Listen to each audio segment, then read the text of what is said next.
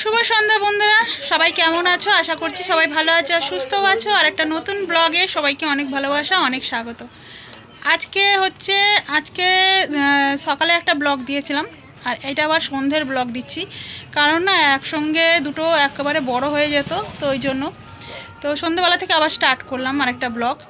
আর আজকে তো বললাম আজকে হচ্ছে কী বার, মঙ্গলবার। এখন বাজে 7:30।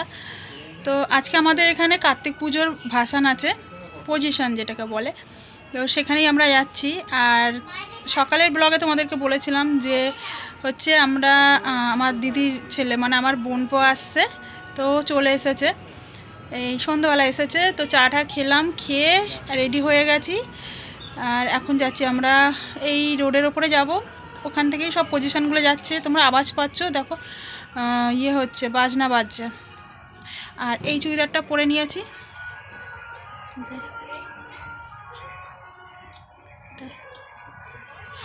এই চুড়িদারটা আমার দাদা দিয়েছে ভাই ফোটাতে, তো এটা পরলাম, নতুন চুড়িদার, এটা এই প্রথম পরলাম। আমাকে আর আমার দিদিকে সেম একই চুড়িদার দিয়েছে, তো দুজনে ও তো চলে গেছে বাড়ি, আর এটা আমি পরলাম। ভেবেছিলাম দুজনে একসাথে পরে ভিডিও করব, তো আর করা হয়নি। তো চলো ভিডিওটা দেখতে থাকো, আশা করি তোমাদের ভালো লাগবে। আর এখানে না প্রচুর আওয়াজ হবে, বাজনা বাজবে, তো আমাকে অনেকটা ভয়েস দিতে হবে, যতটা পারবো চেষ্টা করবো মুখে বলার, বাদ বাকিটা ভয়েস দেবো, ঠিক আছে? চলো আগে আমার বোনপোকে দেখিয়ে দিই। আমার বোনপো অনেক দিন পরে এসেছে, তো চলো, ও হচ্ছে চেন্নাইতে থাকে, ইঞ্জিনিয়ারিং পাশ করে ওখানে চাকরি করছে। তো কালকে রাত্রে মানে ভোরের ফ্লাইটে এসেছে, আর মামা বাড়ি গেছিলো প্রথমে, তো মামার সঙ্গে এই সন্ধ্যাবেলা এলো, মানে আমার দাদা দিয়ে গেল। ব্যাগটা একটুখানি বড় কর।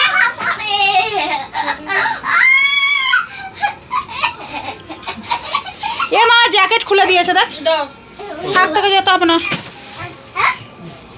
এই দেখ,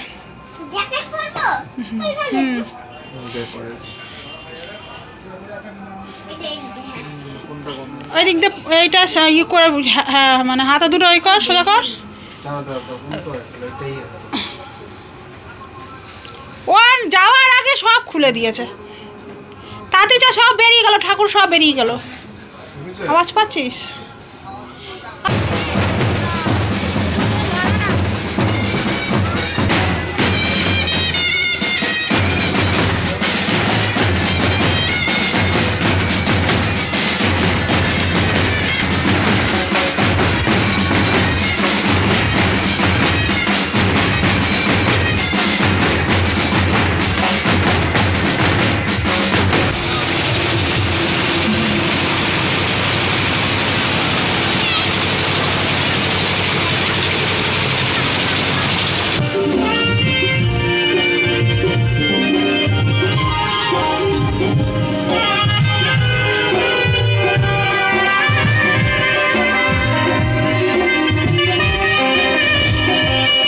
গিয়ে দেখি প্রচুর ভিড় রাস্তার, মানে রাস্তার দুপাশে না অনেক লোকজন সব বসে রয়েছে, আগের থেকে সবাই জায়গা নিয়ে নিয়েছে।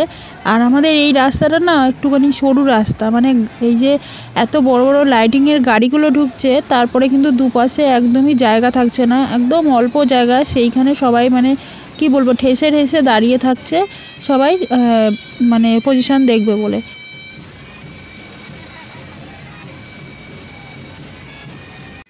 প্রত্যেকটা লাইটিংয়ের সঙ্গে কিন্তু বাজনা ছিল। আর হচ্ছে আমরা না কিছুক্ষণ দাঁড়াচ্ছিলাম, তারপরে আবার সেই লাইটিংয়ের সাথে একটুখানি পেছন যাচ্ছিলাম। মানে আমরা প্রতি বছরই এরকম করি, মানে প্রত্যেকটা লাইটিং যায় তার সাথে সাথে একটু একটু করে হাঁটতে হাঁটতে যাই, ভালো লাগে।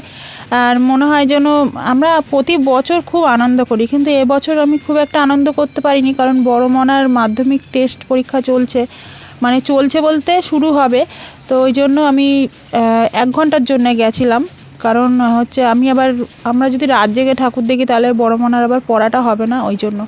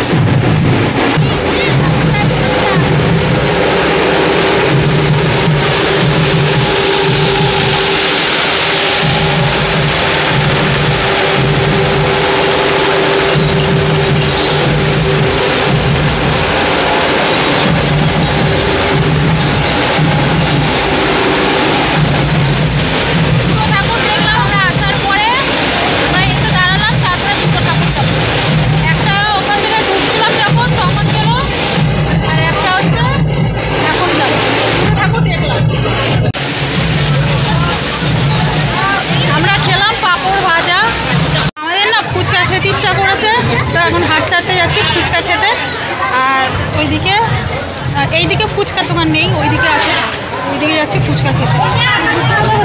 আর রাস্তা দিয়ে এত তার পড়েছে, কত তার ছিঁড়ে ছিঁড়ে পড়েছে, দাঁড়ান আমার অন্ধকার লাগবে, কত তার ছিঁড়ে ছিঁড়ে পড়েছে নিচের দিকে, ট্রেনের মধ্যে পড়ে গেছে। চলো ফুচকা খাবো, এখন ফুচকার দিকে যাচ্ছি। কত করে?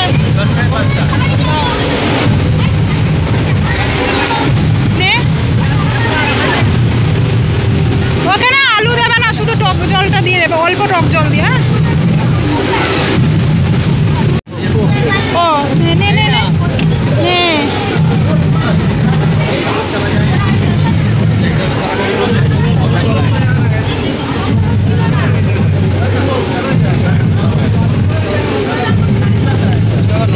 আমার বোনপোও কিন্তু খুব আনন্দ করছিল গিয়ে, প্রথম চুপচাপ দাঁড়িয়েছিল, তারপরে ভিডিও করছিল, ফটো তুলছিল।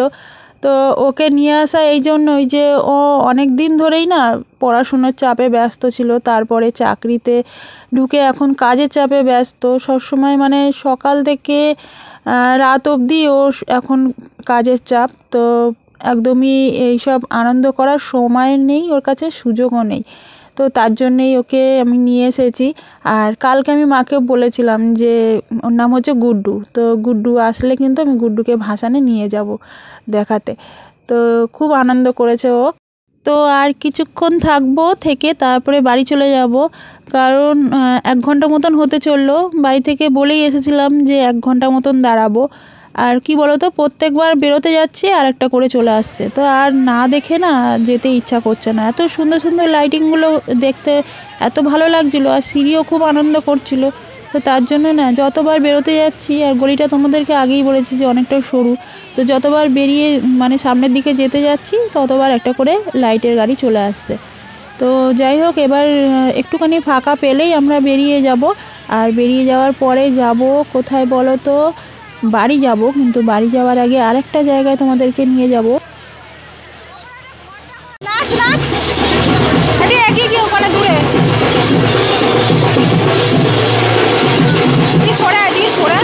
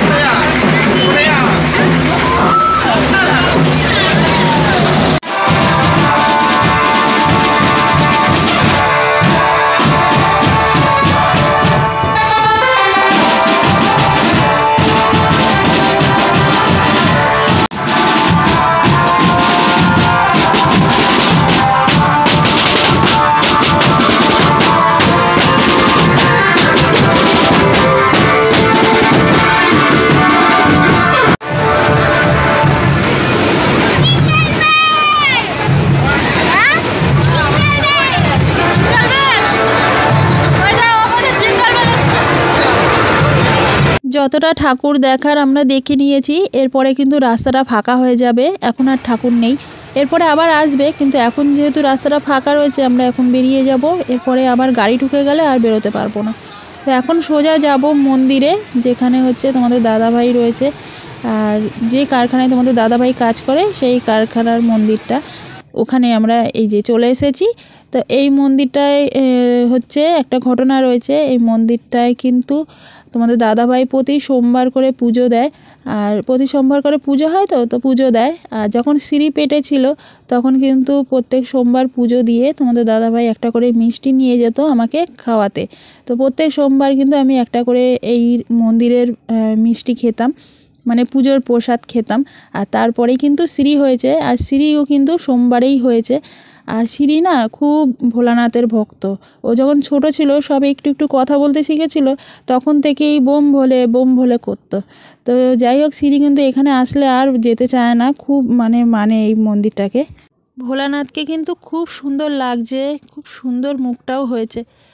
তো চলো আজকের ভিডিওটা এখানেই শেষ করে দিচ্ছি। দেখা হবে আবার একটা নতুন ভিডিওতে। ততক্ষণ সবাই ভালো থেকো, সুস্থ থেকো, সাবধানে থেকো।